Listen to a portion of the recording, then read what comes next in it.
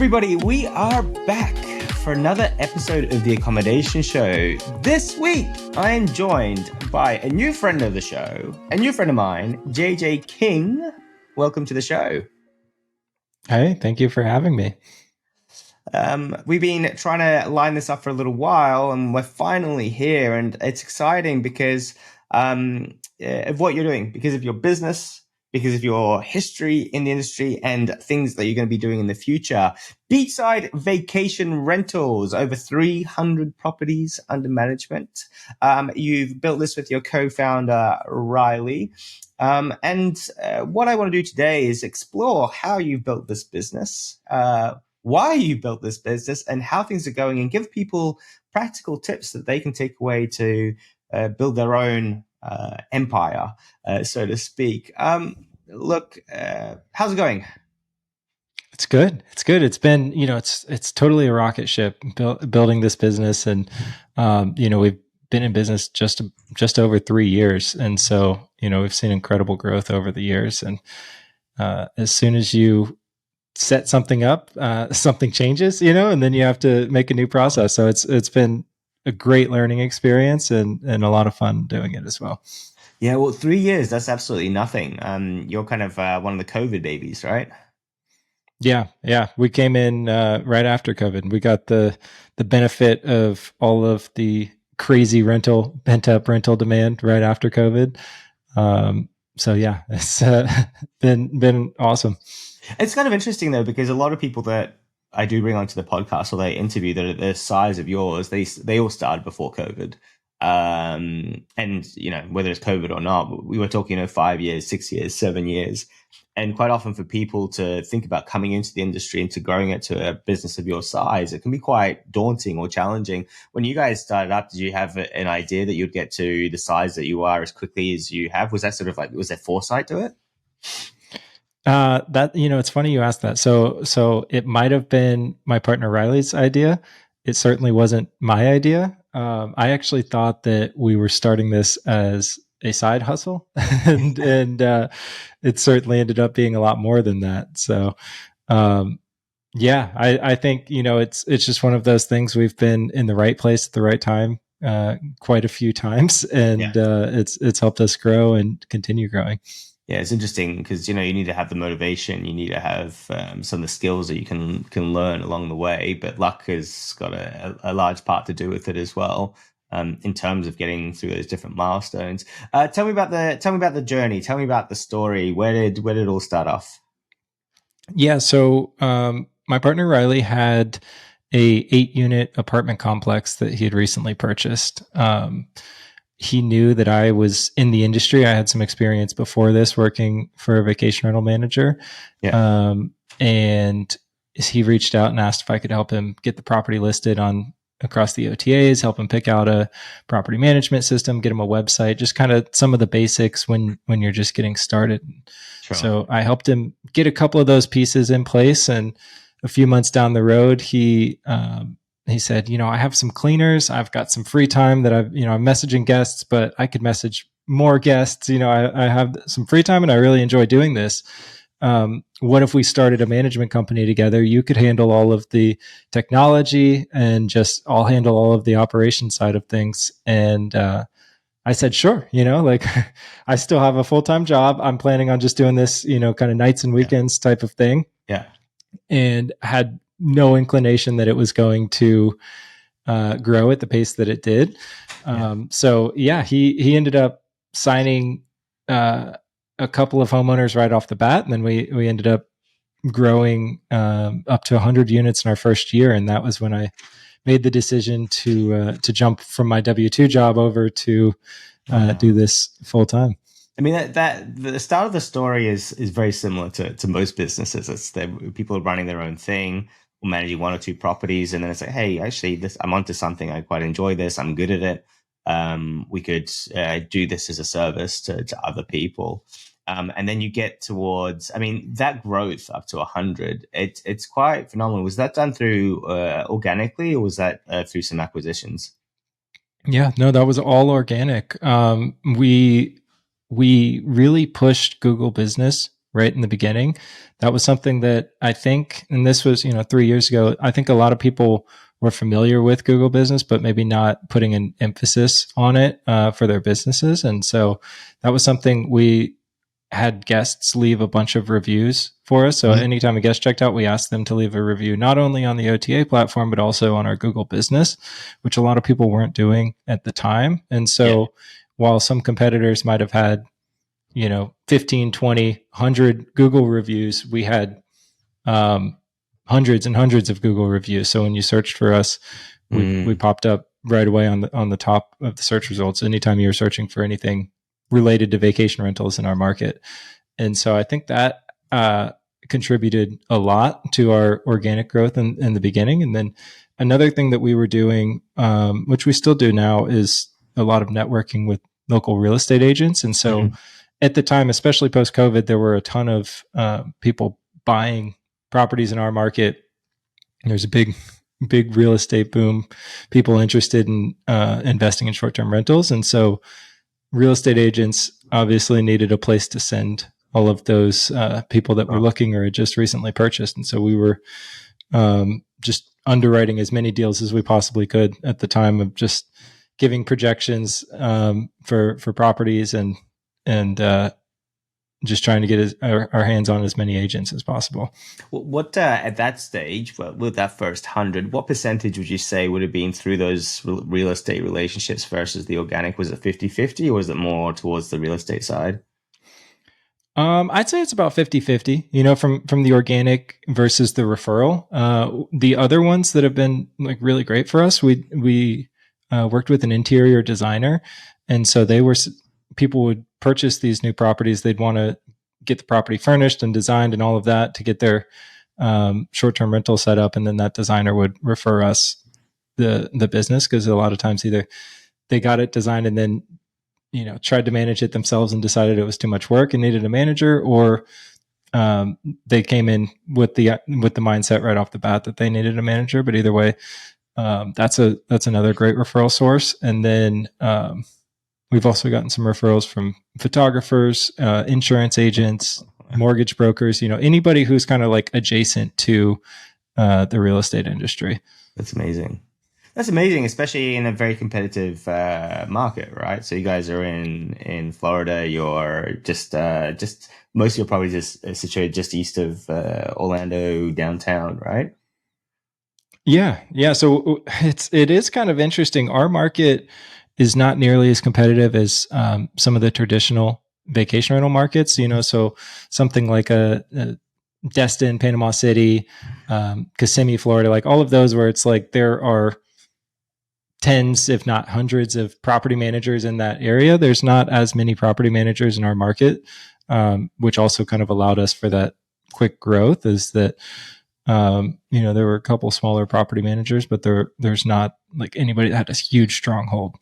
Yeah, well, this is so good, and I think this is great for people to learn from because it doesn't really matter as well. A lot of these tips that you're giving right now, it doesn't matter what size you're at, right? You can be starting off or already at scale, and if you're not doing these simple things, you can make a significant impact on the business. And what's interesting when you talked about Google Business or Google Business Profile, depending on what you want to call it, is that that's all about local marketing, right? It's all about focusing on your one location and then building it out and get Google then recognizes you as being recognizes your business as doing what it does. So therefore, if anyone is sniffing around saying, "Hey, I'm interested in getting someone to manage my Airbnb, my short-term rental property, my vacation rental," then you guys are the company that's going to pop up. And with those positive reviews, it's going to do a lot more to push your business forward. Now, what's interesting though, because if we look at your website, and folks do have a look at the website, it's beachsidevr.com. I'm looking at it right now. It's a very beautiful website, very simple. This is one of the top tips I give people: make it simple. People will engage with it. Uh, but you're saying that you had a lot of guests leave you reviews, even though you're picking up leads for the property management side of the business. Now, you being on that sort of tech side and thinking about that, I imagine you spend a lot of time trying to figure out how the funnel looks like for a potential homeowner coming into it. Uh, Run me through sort of that part and what you think people should be thinking about. Yeah, so it's kind of one of those things. You reverse engineer it, right? So put yourself in the shoes of a property owner, and you're going to say, you're going to go into Google and you're going to search Cocoa Beach Vacation Rental Manager, right, and see what happens. There's going to be, and this has changed slightly with AI now, Sure. but back then, in 3 years ago, it was the Google business would pop up first, and there'd be the map pack is what they call it. So you got the three businesses that rank in the map pack, and then you can click and see more and see other ones. But if you're not in the top three there, you got a much less opportunity of being seen. After the map pack, you'd have the sponsored search results. So those are the people that are paying for ads. And then after that, you have the organic results. So, if you're not in the map pack and you're not paying for ads, you're pretty far down the page. You have to scroll down pretty far. And that's assuming that you're even ranking on the first page with your SEO. And so that was my mindset, was like, how can we reverse engineer? If we want to show up on this first page and we want people to see us when they're searching for our keywords, what can we do? Ads are certainly an option, but they get pretty expensive. You can spend $10, $20, $30 a click for those keywords. So what's the next best thing would be to rank organically and to rank in the map pack. And so those have kind of always been our focus, is how can we get to the top couple of positions organically, and how can we get on the top of the map pack? And it was really, we were already getting a bunch of good guest reviews. And so it was one of those things where it's like, if they enjoyed their stay, they gave us a 5 stars on Airbnb, why not ask them for a 5-star on Google as well? Not everybody's going to do it, but certainly over time it will build and kind of compound, and it's worked in our favor. Yeah, absolutely. It's one of the most the businesses that really do understand the power of what Google Business was doing. They really managed to pull ahead of everybody else. Hotels, motels, restaurants as well. If restaurant near me, that's what we're talking about. So for you guys, it's kind of property manager near me or near a specific location, and making sure that you actually come up to the top. And it was actually even more powerful than just being on the organic search results. Having that business and being recognized for doing what you do. The keyword part of it, I'm going to ask you, obviously you're focusing on location, but were you creating content on the website specific to that location, or was it kind of a bit more kind of organic, or it didn't really matter? Yeah, so I've like had a bit of a background in SEO with some other projects that I've done, so I understand the basics of it. I wouldn't call myself a SEO expert by any means, but I know the importance of being able to have the words that, like, if you break it down into the most simple ideas of SEO, right, is that you want to have the words that people are searching for on your page. You want to answer the questions that people might be asking, and so, for instance, if you offer beach condos in Cocoa Beach, but nowhere do you mention beach condos in Cocoa Beach on your website, right? Like, you're probably not going to show up for it. It can't infer everything off of your site. So that was, we made sure we have a separate management page, and then we make sure on that management page that we're answering questions that homeowners might be asking. And then, we create some blog content as well around that, just in hopes of kind of ranking for some of the more long tail keyword type of stuff. Amazing. And we're using tools like Uber Suggest to find your keywords, or was it just sort of shooting from the hip? It's a mix of both. I've used a couple of like the keyword researching tools. I've used like Ahrefs before, like Keyword Surfer, a couple of those types of things. But at the same time, it's more just been knowing, kind of thinking what people are searching for. Again, kind of putting ourselves in the shoes of a homeowner or a guest, either one, and what's actually going to be useful content for them. I think it is important to know, like, using some of those tools and knowing like what the search volume is and if it matters to make content for that. But and what the low hanging content is certainly useful. Mm. But if you're, when we were starting off, we were just bootstrapping it. And I didn't need another expense, another monthly Right. 50 bucks a cost. And month or so I whatever it was is. just like, let's figure out what I can write some content about that I think people might search for. Yeah. Wow. Okay. Cool. Amazing. So there you go. That's a amazing tip and still worthwhile. I think that when we think about generative AI and the change in the way that people are going to search, the AIs need to know that you're trusted and that you're a legitimate business and that they're providing the right answers, and having a high trust score through things like the business profile will do wonders for you on those search results as well. So definitely worth continuing to invest in that particular part. Are you doing any posts on the Google profile? Yeah, so we post every now and again. We probably could be better on the posts, Yeah. but that was something we used to do it a lot more, and we just kind of got out of the habit of doing it. But the answering reviews, that's another thing that I think has helped our ranking, because even before we had the most reviews in the market, we still ranked number one, and we didn't have the highest score and we didn't have the most reviews, but we answered every review really quickly. And this was super easy automation that I built out with Zapier. But essentially, every time a review comes in, it ingests it with OpenAI, and then it'll spit back a response that says, thanks for staying. We hope you come back again, essentially. And yeah, I mean, like I said, we didn't have the most reviews, we didn't have the best review score, and yet we were still number one. And I think it was because we were answering reviews, every review that came in. Amazing. Okay, so that's 50% of business. The other one is through referrals and networking. Was it Riley or yourself going out there being the nice guy? It pays to be a nice guy, right? Yeah, it was Riley doing that. So he's in charge of business development, and so he was going out doing what we call lunch and learns. And so he'd bring in a box of donuts or something like that, and then all of the agents in that office would be there having their lunch, and then be able to ask some questions about the real estate market and that kind of thing. So he'd just kind of open up, answer any questions people had, specifically towards short-term rentals. He'd have some graphs that we had pulled with some market data, and just kind of show what we're seeing in the market on the short-term rental side of things, and then answer questions that they have.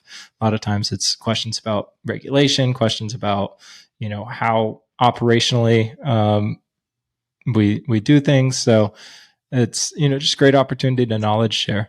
Did you ever go to any of those meetups? Me? No, yeah. I'm actually, so I was and I'm still not local in the market. And so I wasn't in town for most of them. Yeah, because the one thing I was going to say is that with I've been to a few real estate conferences with real estate agents there, and then you start talking about short-term rentals, and in my mind, they know everything, right? I'm like, of course they know how it all works, what the margins are, how much you can charge for that service. And then you go in and you start teaching, and they're like, no, we didn't know any of this stuff. And there's still a big gap there where you can fill it by providing genuine information. And I think that the great thing with real estate agents is they all know each other. They all talk, they all know each other. They might be competitors, but ultimately it's a very small network of individuals, and they'll move between different companies. So building up a really strong reputation, it's not just the one office that you're getting the traction off of. You're actually going to get agents kind of talking about what it is that you're doing across a territory. So that's very smart and very clever. And also, I think a bit of a testament to timing, because a lot of different strategies have been done in the past in terms of building up your business, and this was very successful for you guys, and you identified it quite early. And I think 3 years ago was a good spot. I think it's still a great spot to build through real estate agents. What do you think?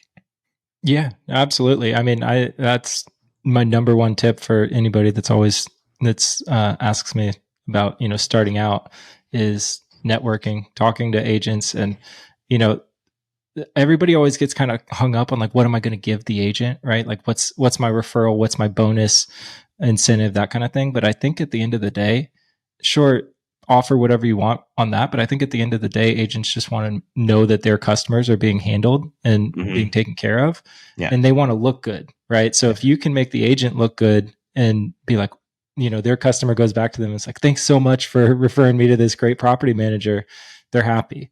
So I think, don't get caught up too much on what you're going to offer, if it's an amount per bedroom or a percentage of the annual fee or what. Don't get too complicated with it. Just provide good service and the rest will come. Yeah, I think so. I think that a lot of people really do get caught up on referral fees and that sort of thing. And the thing that's not understood is that when you're offering this referral fee, you're not making it their core business. That money, it's just sort of extra pocket money in the background. It's probably inconsequential in terms of their overall yearly take and that sort of thing. So no matter what you offer, it's never going to become their core offering or their core business unless you like some more advanced sort of package and a different deal on a national scale and that sort of thing. So for them, even if you had like the best deal ever, it's not going to move the needle enough for them to really care, if that makes Mm-hmm. sense. So generally, they'll just do it anyway, right? Regardless of whatever fee you're going to give them. Yeah, exactly. I mean, we've had, we advertise a referral fee, and we've had some realtors that don't, they refer and they don't expect anything in return. We've kind of like chased them down. We're like, hey, here's the first year's revenue, like we said. But yeah, I mean, to your point, it's not the amount of money that realtors are making, especially if they're selling into luxury houses where, it's Yeah. $1-2 million houses, that the percentage doesn't mean anything. Yeah. So Yeah. yeah, and if you're attracting realtors who are very interested in that percentage amount, then they might not be a good fit for you anyway. Yeah, I love it. Couldn't agree more. We get approached all the time from companies wanting to do a referral program, and for me, it's more interesting. It's like, well, if you've got a good product, I don't need to do any kind of referral fees or referral program. So yeah, good. All right, amazing. So first year up to roughly about 100 properties. Then if my math is mathing correct, the next 2 years was about 100 on average for the next couple of years. Any major changes in the growth part of the business? Yeah, so it's kind of interesting how this goes into the right place, right time kind of thing. So shortly after I started this I came on full time, we had a couple of properties that were part of a resort. We were not the on-site manager at this resort, but we managed a couple of properties there, and we were kind of picking off homeowners left and right.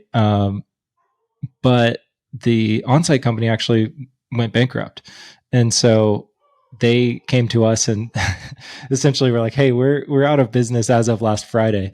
Can you take over our staff and all of the agreements that come with it?" And so, again, that was just totally a right place, right time. We were the only other property manager that was on site there, and yeah, it just kind of happened. So that was I think it was about 70 units that we signed up just off of that one deal. And I mean, it was, we had to know what we were doing, and we had to be able to have the staff to support it and the revenue to support bringing on a new staff and all of that kind of stuff. So it's certainly some preparation ahead of time that got us there, but totally a big lucky break for us that we were able to almost double in size with a single deal. So that was a big one for us. Was there any doubt when this deal came to you? Because quite often in business, one is that luck, right? In hindsight, you can go, "Yeah, we did it. We were lucky."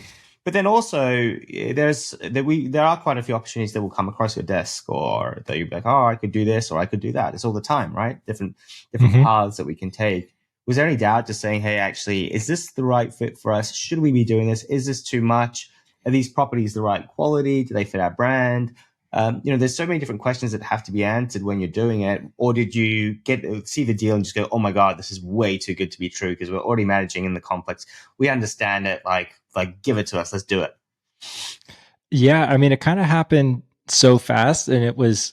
I don't want to say it wasn't our choice, but it was almost one of those things that um, if we didn't step up and take it, I don't know what would have happened. I mean, maybe they Yeah. could have gone to market, but like I said, they'd gone out of business last week, and were essentially saying, hey, and they hadn't paid homeowners in Oh, okay. months, so it was a messy situation, to say the least. But yeah, we get that a lot where it's like, this is a great idea. And then we kind of start talking about it, thinking about it, and we're like, well, maybe this isn't so good. And we've had a couple near acquisition things, where we get into due diligence and then realize, this isn't what we thought it was. So yeah, you could certainly get yourself over your skis there if you take on too much at once.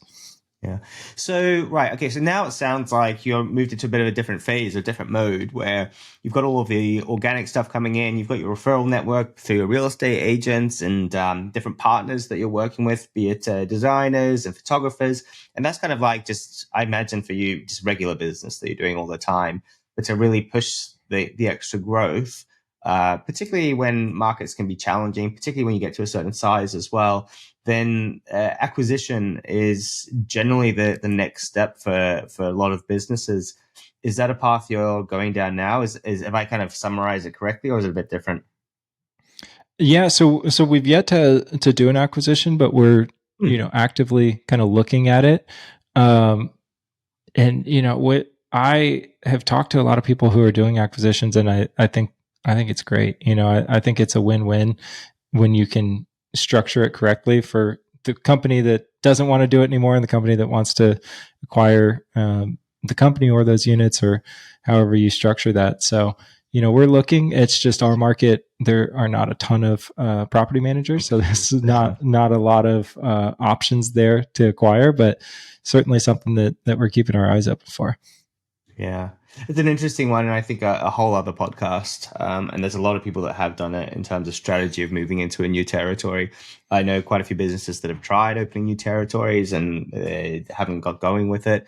I know a lot of businesses that have jumped into a territory and bought to get in. So we'll buy 20, 30, a company with 20 or 30 properties on it.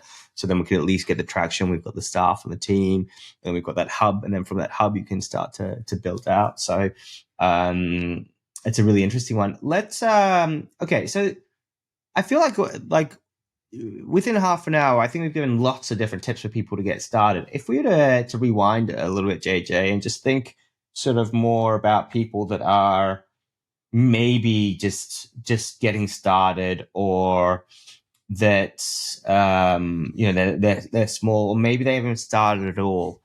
What do you think? What would you say to your best buddy about if they said, "Hey, I want to get into what you're doing"? Yeah, I mean, I think it depends like what your end goal is, right?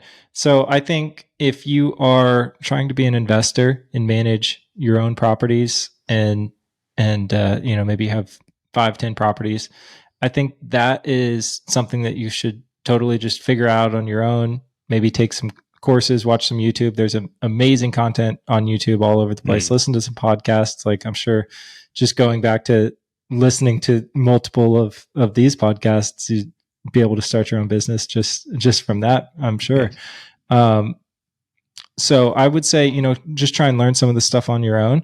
But where I think, I might give some differing advice is, if you want to start a management company, you're setting out to start a management company, I would say go learn from somebody else.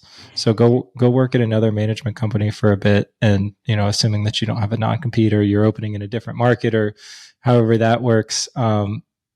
So it's a heck of a lot easier to learn from somebody who's already got something running rather than trying to figure it out on your own. And so yeah, I think there's two paths there, right? If you want to manage your own properties, do that, learn how to do it. Or if you want to be a property manager, kind of have somebody take you under their wing and learn it first, rather than trying to start completely from scratch without knowing what you're doing. Yeah, and I think it's understanding the market, understanding how to talk the talk as well as walk the walk. Would you if you were to do that, would you tell your potential employer that that's what you're thinking of doing?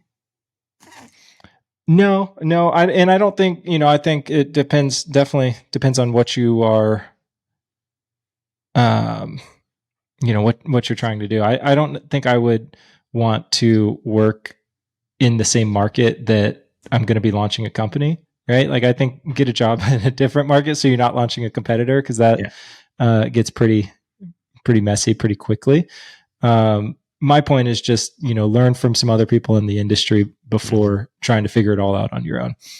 Yeah, I think as well, like if someone was to approach me within my business, said, "Hey, I want to set up a competitor to you guys at some stage," I think I wouldn't be too afraid of it. It sounds daunting, but any staff member could do that at any point. But if someone's upfront at the Mhm. start, then I think it's like you kind of have this relationship where you can say, "Yeah, cool, we'll teach you the ropes," but then with the premise of I prefer to keep you, teach you, keep you motivated, and then you can take over, right? Like I don't need to be doing this forever. We can create different businesses or go in partnership with that person. So I don't think it's a terrible thing if that person is upfront to start off with.